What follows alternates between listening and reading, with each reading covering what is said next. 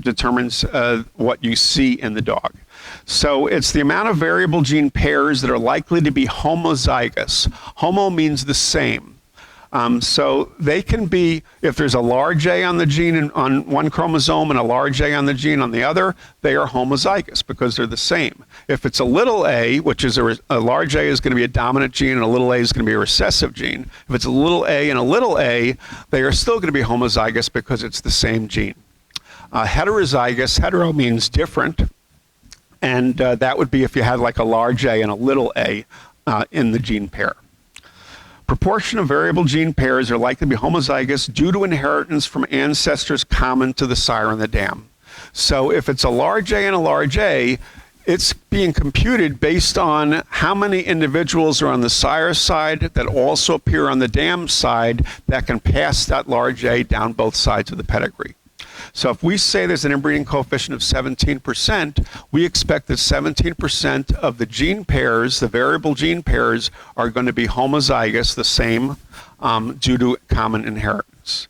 There's one other way of looking at the inbreeding coefficient, and that would be if you're asking what is the chance of any single gene pair of being homozygous and due to common ancestry. So we can say there's a 17% chance they'll be homozygous for this gene there. So inbreeding coefficient is a measurement of homozygosity or of the pairing of like genes.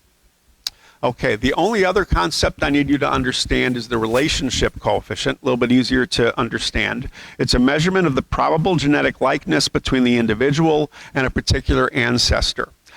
So it's the probable percentage of genes the individual and the ancestor have in common from descent. So if you're saying I'm line breeding on George, then it's the percentage of genes that your dog would share with George through ancestry. And there's a complicated formula for the relationship coefficient, but the easiest way to figure it out is something called a percent blood calculation.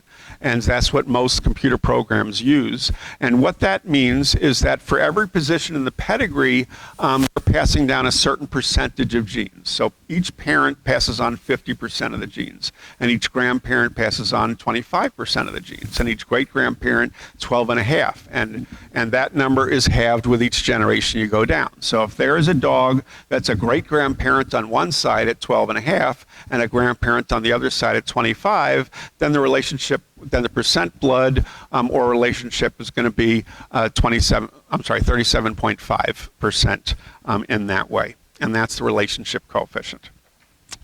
Okay, so now this next slide is the inbreeding coefficient analysis of the entire AHI computerized pedigree database.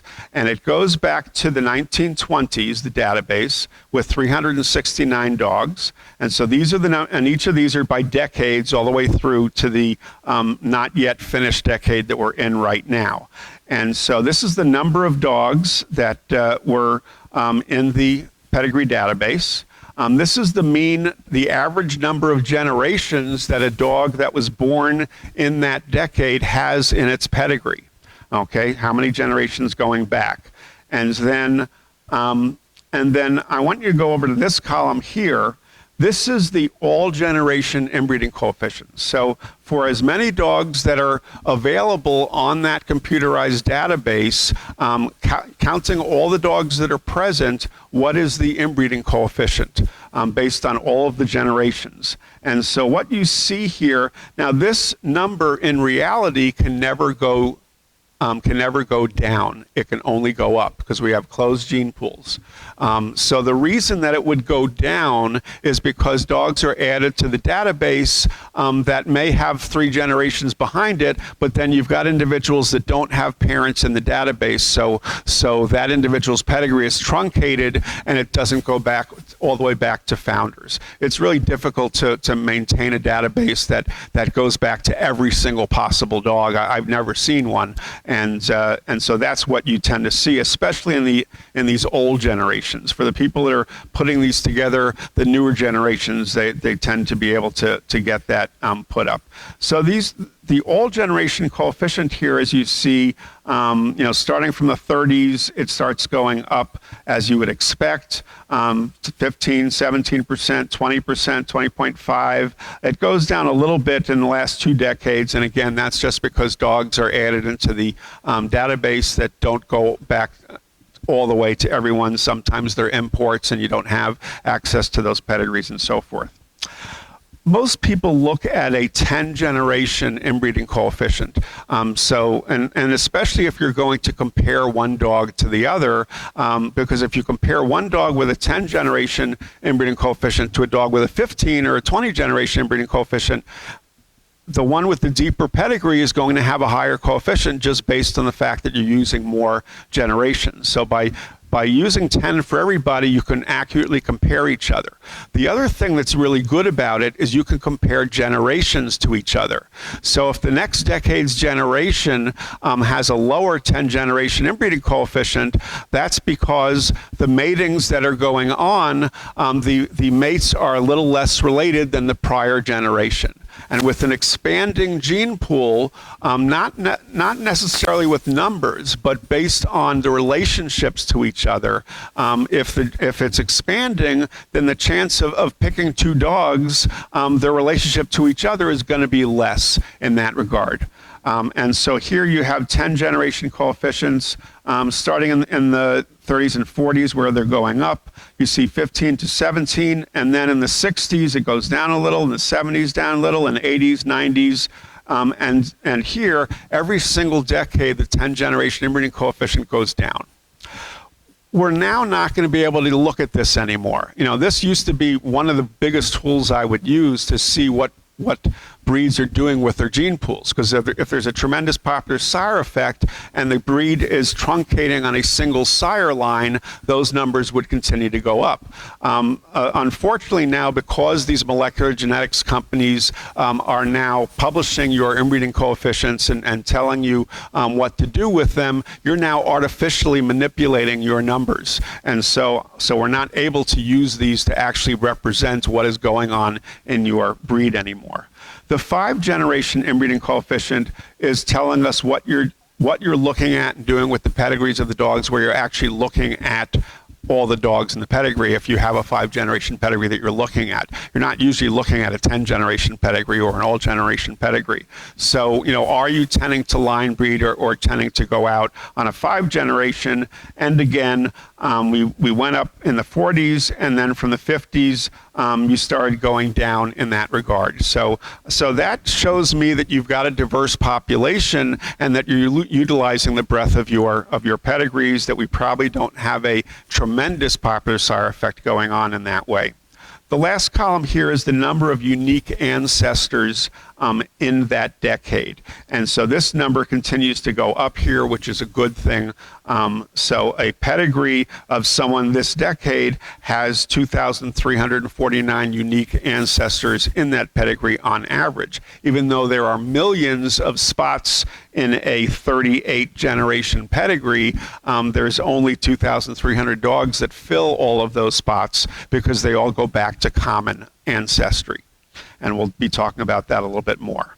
So those are your numbers based on the entire database. I then took the database, and here again is your graph. Here's the 5-generation, the 10-generation, the all-generation. It should just continue to go up there, but we see these going down, based on your utilizing the breadth of your pedigrees. Looking at, so your average 10-generation inbreeding coefficient of 9% to 10% in the last 20 years is a fairly low number compared to other breeds. So, a lot of these numbers are a little bit older here, but, the breeds with really small gene pools, like the Norfolk Terrier, has a 10-generation coefficient of 29%, and the English Pointer at 17, And then the Bichon Frise, which is a very populous breed, but they have a tremendous popular sire effect, where they have a popular sire, they then got replaced by his son, who became a popular sire, they got replaced by his son, who became a popular sire, and they really truncated on a single sire line, and that's reflected in that 10th generation, inbreeding coefficient there. So then you've got your, on the opposite end, you've got breeds with very low numbers. You've got the Samoyed, a little under 10%. You've got the Borzoi at a little under 10%. Your Bernese Mountain Dog. It's funny because the public believes that breeds are inbred if they have a disease. And so the Bernese happen to have a breed-related cancer called histiocytosis. And so everyone believes, well, this breed is really inbred because it has that bad disease. They're really a very outbred breed. And the same thing with Cavalier King Charles Spaniels. Everyone says, well, they've got the heart disease, they've got syringomyelia, that they're really, it's all because of inbreeding. It's a very inbred breed, and it's not. It's a fairly outbred breed compared to everybody else. So your breed is a fairly outbred breed. So that's a good thing. That means you have good genetic diversity going on in your breed. I then took the AHI database, and I only analyzed the AKC registered, the dogs that were listed as United States dogs. Okay, so that we're looking, because the AHI database includes Afghan hounds from around the world. That was the entire breed we were talking about. And so only using the US dogs here, we have a mean all generation of 21.2, our 10 generation of 10.3, and a 5 generation of 8.5. So a little closer than compared to the entire worldwide population, but still fairly outbred and nice numbers there that we're looking at. So those are, to me, very acceptable numbers. The last thing that I did is that I got the AKC shares with me the entire registration database that they have. But the thing you need to understand about the AKC database is that in the 1980s, they went from a mainframe system onto a PC-based system. And they did not transfer go through the very tedious transfer of all of the AKC registered dogs back to the existence. So what they did is that they started with 3 generation pedigrees, as they normally do when they register dogs. And so pretty much, what you have is you've got some dogs from the 50s, you've got some from the 60s and 70s, and then it was actually late 70s that they did the transfer, and then you've got the other, and then from then on in, every single AKC registered dog was entered into that database. And what that does is it really truncates things. So when you look at the AKC inbreeding coefficients, these numbers are much lower. Your all generation coefficient is only 9.3 instead of 21%, but that's because the dogs from before 1960 that are all coming together to the founders of your breed are not included in this analysis, because the AKC is not looking to have a registration database that is complete. All they're looking to do is have registrations, okay? Because that's their job, is registration. So they're not looking to make a complete one. They're not looking to say, oh, look, we don't have the sire and dam of this dog. Let's research it and try to figure out who it is. That's not what their business is. But this is utilizing all of the registration numbers. And when you have a lot of commercial breeding that's going on in a breed that does get AKC registered, it does also tell you a little bit more about what's going on outside of your club. And I think most of these are again, the Afghan is mostly club members and members of the fancy that are doing these breedings. Okay. So the next thing I want to talk about is the relationship coefficients, or the influential ancestors that create your breed. And we're going to start with the 1920s, where we have enough numbers of the background of your dogs to be able to figure those out.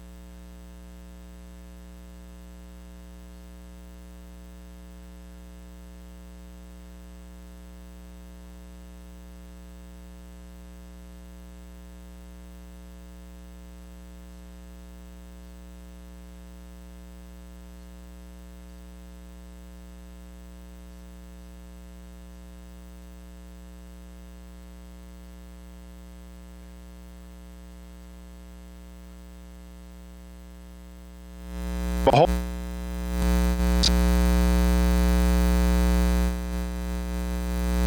there parties the drop of these we see Sirdar go up to 30.7. We see Shireen go up to 11%. We've got a new dog coming in here, a bitch, Kumari of Kaf, jumps in at 8.6 in the 1940s, even though she was born in 27.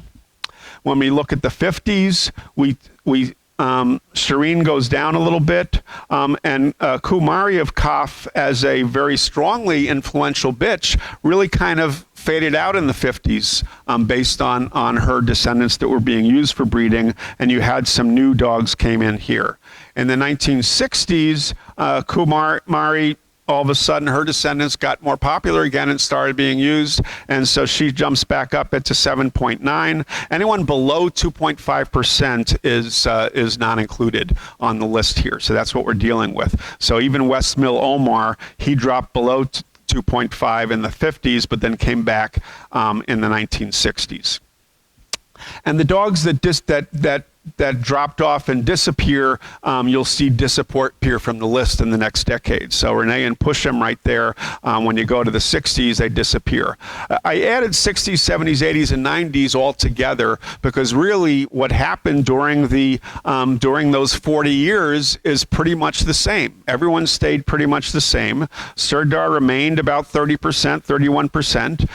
Shireen remained around 10%, and you've got the new Kumari of Kaf, she actually did increase so that her influence is getting closer to 10% based on her descendants being used. And some of these other ones are now just what we call the background inbreeding of the breeds. And if you see dogs that, like these two dogs here, Zorawar and Dill, and they always have the exact same numbers, and they're a male and a female, that's a breeding pair. That's a breeding pair, and so their numbers are the same because their offspring they have multiple offspring being used that are contributing through their descendants, and because it's always that mating of the two of them together, those numbers are going to be the same. And we see a lot of that whenever I analyze a breed gene pool in that regard. So we're at the 1990s. In the 2000s, Balak finally drops below the 2.5, and then you have Sher Khan of Grandeur, who was born in 54. All of a sudden, almost 50 years later, he's up to 2.5 and gets up to there based on his descendants being used for breeding. And then in the decade that we're in right now, we see these final numbers that we have. So Sirdar contributes a third of the genes of every single one of your Afghans. About a third of their genes is from Sirdar of Ghazni. Okay, so, and this is where people say, well, there's a lack of genetic diversity, but that has nothing to do with genetic diversity. It has to do with superiority. Okay, a dog is going to be a dog. It's going to have one set of genes. You can't have 10 sets of genes unless you're some kind of multiple science. I forget it. But so, if a dog is of quality, you want to reproduce that dog. Okay, and through the generations, through 90 years of breeding, the quality that Sirdar represented remains there. Otherwise, his numbers would have dropped. So it's okay, and this is what we find when looking at every single breed gene pool, is that you're going to have influential ancestors from way back that contribute 25, 30, even 40% of the genes to every single modern dog, and that's okay as long as, because that's what they're passing on, is the quality there. So that's what we have from the influential ancestors. If I then take only the American dogs from the AHCA database and look at those, what we see is Sirdar of Ghazni again at 30%, West Mill Omar at 16.2. This is the 1930s. Kumari of Kaf and Shireen of Ghazni and so forth down the line. And then we see the same type of influence as we go through the decades in terms of those individuals. You got some other individuals that have added on the bottom. Here's Ophal of Crown Crest, jumped up to 6.4, getting a little more influential there, born in the 1950s by the time the 60s came around. And you've got some others that come in here. Here's that Sher Khan of Grandeur who jumps in at 4.6 about 16 years after his birth. And then starts to go up. Here's the 80s and 90s being added at the same time because they have very similar numbers. And here's the 2000s. And then here's our decade that we're in right now. So again, a third to Sidar of Ghazni. Westmar Omil was very high in the 30s and the 40s, but he has dropped, so he's only in the background now. Whoops. He's only in the background now. Kumari of Kaf, that bitch is influential. Shireen of Ghazni, and then the rest of these are what we call the background inbreeding. That's going to be in every single dog. And look at the birth dates of the majority of these dogs are in the 1920s and earlier. And these are the most influential dogs in today's pedigrees because these are the founders of your breed and the founders whose genes were passed on and were not lost because they were not of quality. Lastly, we're looking at the AKC database. And again, the interesting thing here is that AKC database is truncated. Okay, Sher Khan of Ghazni is not in the AKC database because it only goes back to the 70s, 60s, and a handful of dogs from the 50s. But it does tell you where some of the line breeding and some of the popular sires were in each decade as it moved along. So you've got that Stride King Anya of Indianwood is a bitch, and Ravenwood's Abdul of Thiga is a dog. Anyone heard of these dogs? Okay, and then Sher Khan of Grandeur, again, is from the 50s, so we see his influence there. We then see some other dogs coming in here, and we see these two whose numbers are much higher in the 70s, but then they drop down again in the 80s, so people, what they're looking for was not what those ancestors were representing at that time, but Sher Khan of Grandeur was, so his influence went up. And then we have the 90s, and then we have the 2000s, and we have the 2010s. And so there is the influence just based on the truncated AKC pedigrees of the dogs pretty much from the 50s and onward that are influential in your breed. And so people that have been in the breed for a while probably recognize at least a few of these names here in terms of the influence. Okay, so now I'm going to take 3 pedigrees that I picked, and maybe these are pedigrees that you recognize, and maybe they're pedigrees that are not. Maybe they're pedigrees of conformation dogs, maybe they're not. But I picked them primarily because they each represent a certain concept about breeding. And so I wanted to look at the first one